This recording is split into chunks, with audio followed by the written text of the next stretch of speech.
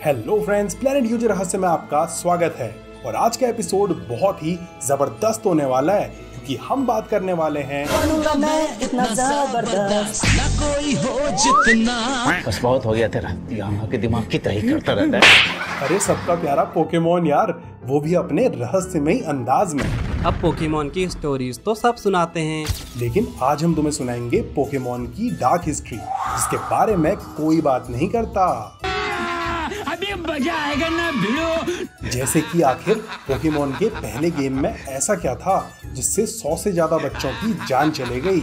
And then Pokemon का एक ऐसा एपिसोड जिसे देख के जापान के 700 बच्चों को बिजली का झटका लग गया।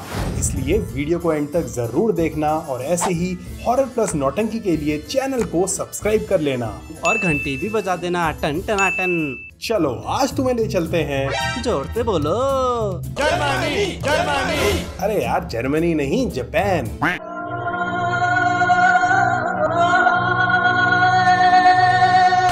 तो 1970s के टाइम जापान में सतोशी नाम का एक लड़का रहता था जिसे कीड़े कलेक्ट करने का बड़ा शौक था। उसके दोस्त उसे डॉक्टर बग कह के बुलाते थे और भाई ने सोच लिया था कि बड़ा होके वो कीड़ों का साइंटिस्ट बनेगा, यानी एंटोमोलॉजिस्ट बनेगा।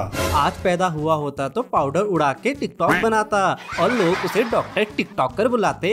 बट उन्हीं दिनों जापान में आर्केड गेम्स का आगमन हुआ और भाई घुस गया इनटू गेमिंग। वो बड़ा हुआ, उसने कई गेम्स बनाए। देन भाई को याद आया अपने बचपन का प्यार, वो था कीड़े कलेक्ट करना। सो भाई ने सोचा कि क्यों ना एक ऐसा गेम बनाया जाए जिसमें आपने कीड़े कलेक्ट करने पड़ते हैं। बट कीड़े तो कोई नॉर्मल दुनिया में भी कलेक्ट कर लेगा। तो भाई ने फिर से दिमाग लगाया और जन्म हुआ एक ऐसे गेम का जिसमें आपको मॉन्स्टर्स पकड़ने पड़ते हैं, पॉकेट मॉन्स्टर्स यानी पोकेमोन।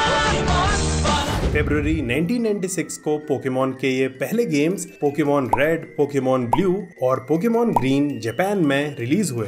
इन गेम्स ने धूम मचा दी और चाहे जापान के बच्चे हो या बड़े, सब इन्हें खेलने लगे। कांटो शहर में पोकेमोन बैटल्स करने लगे।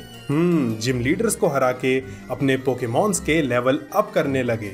बट कहा जाता है कि इन गेम्स के लॉन्च होने के बाद ही कुछ ऐसी खबरें आने लगी। 7 से 12 साल के कई बच्चे बीमार हो रहे हैं, कईयों को हॉस्पिटल्स में एडमिट करना पड़ रहा है, साथ ही साथ सैकड़ों बच्चों ने अपनी जान ले ली है। मगर क्यों? पोकेमोन का वो गेम खेलने से हुआ क्या ये? हाँ, कहा जाता है कि उस गेम में लेवेंडर टाउन नाम की एक लोकेशन थी और गेम के क्रिएटर्स ने उस लेवेंडर टाउन को उस गेम की सबसे डरावनी लोकेशन बनाया था। नाउ लेवेंडर टाउन बेसिकली एक गांव था जो काफी दूर आइसोलेटेड सा था और वहाँ पोकेमोन टावर था जिसके फ्लोर्स में ग्रेवयार्ड यानी कब्रिस्तान थे, जहाँ ढेर सारे मरे हुए पोकेमॉन्स को दफनाया गया था जिनकी आत्माएं उस एरिया को हॉन्ट करती थी।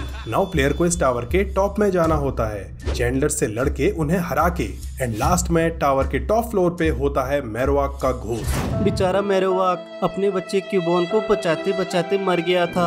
हाँ, और उसी का भूत इस पोकेमोन टावर में रहता है। नाउ यहाँ तक तो सब कुछ नॉर्मल लग रहा है, एक मस्त सा गेम जिसमें एक हॉन्टेड लोकेशन है। But things get really creepy जब आप उस लोकेशन पे पहुंचते हो और बैकग्राउंड में एक म्यूजिक बजता है और कहा जाता है कि इसी म्यूजिक को सुनने के बाद कई बच्चों में बेहोशी के, नोज ब्लीडिंग के, गुस्से से पागल होने के, कान में इन्फेक्शन के, सर दर्द के और सीजर्स के केसेस देखे गए, जिनके बाद उन्हें हॉस्पिटल में एडमिट करना पड़ा। बाकी कहा जाता है कि 100 से 200 बच्चे खुद को नुकसान पहुंचा के इस दुनिया से ही निकल लिए। अरे ऐसा क्या सुन लिया इस गाने में?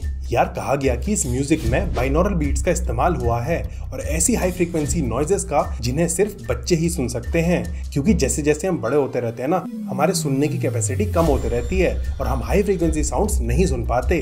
मतलब कुछ भी? अरे सही में भाई, चलो चेक कर लेते हैं। आप लोग भी हेडफोन्स लगाओ, मैं ईयरफोन्स लगाता हूँ। जे तू भी ईयरफोन्स लगा और ये बताओ कि आपको ये नहीं सुनाई दे रहा है या फिर लॉरल। नाउ एक सर्वे के हिसाब से आधे लोगों को लॉरल सुनाई देता है और आधों को ये नहीं। भाई मुझे तो लॉरल सुनाई दिया और मुझे तो ये नहीं। अपना आंसर कमेंट कर दो क्योंकि हम एक रैंडम कमेंट को पिन करेंगे। चलो फिर से आते हैं लेवेंडर टाउन इंसिडेंट की तरफ। अब कहा जाता है कि इस कांड के बाद गेम के प्रोग्रामर्स ने उस म्यूजिक को चेंज कर दिया। मतलब म्यूजिक तो मोस्टली सेम रहा बट उसमें मौजूद हाई फ्रीक्वेंसीज को लो फ्रीक्वेंसी साउंड से रिप्लेस कर दिया गया, जिसके बाद चंगासी हो गया और इस बात को मीडिया से छुपा दिया गया। लेकिन ये जो पब्लिक है ये सब जानती है। हमें इस इंसिडेंट के बारे में पता चल गया। चलो दोस्तों, जरा वो म्यूजिक हम भी सुन लेते हैं। म्यूजिक। अरे ये क्या बज गया, अब सुनो।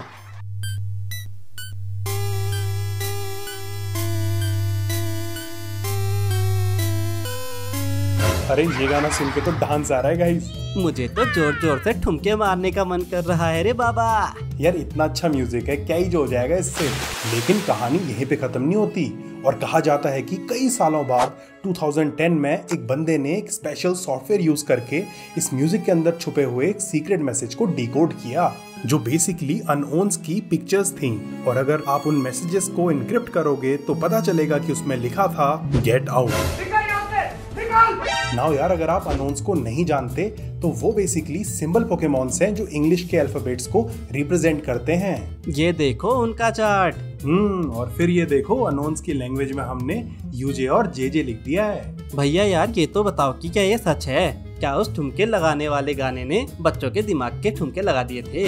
तो गाइस, क्या ये स्टोरी सच है या झूठ, ये मैं आपको थोड़ी देर में बताता हूँ, क्योंकि उससे पहले हम बात करेंगे पोकेमॉन के कुख्यात एपिसोड की जिसने जापान के बच्चों को टेढ़ा कर दिया और फिर वो एपिसोड बैन हो गया। तो 16 दिसंबर 1997 की शाम को जापान में नन्हे मुन्ने बड़े छोटे प्यारे बच्चे टीवी के आगे बैठ के पोकेमॉन के फर्स्ट सीजन का 38th एपिसोड डेनो सेंशी पोरेगॉन यानी साइबर सोल्जर पोरेगॉन देखने लगे।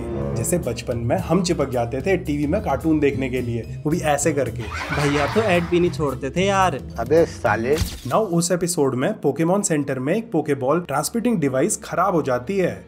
सो ऐश, मिस्टी और ब्रॉक उसे सही करने के लिए उसके अंदर चले जाते हैं। देन एक सीन में जब उनके ऊपर साइबर मिसाइल्स फायर होती हैं तो अपना प्यारा पिकाचू अपनी थंडरबोल्ट छोड़ता है। स्क्रीन पे लाइट्स फ्लैश होने लगती हैं, झपाझप झपाझप झपाझप टपाटप टपाटप टपाटप। और जापान में जो बच्चे टीवी पे ये एपिसोड देख रहे थे ना, उसमें से 685 को सीजर्स आ गए, झटके पड़ गए भाई, दौरा आ गया उनको। और 2 की हालत तो ऐसी खराब हुई कि वो 2 हफ्ते से भी ज्यादा दिनों तक हॉस्पिटल में एडमिट रहे।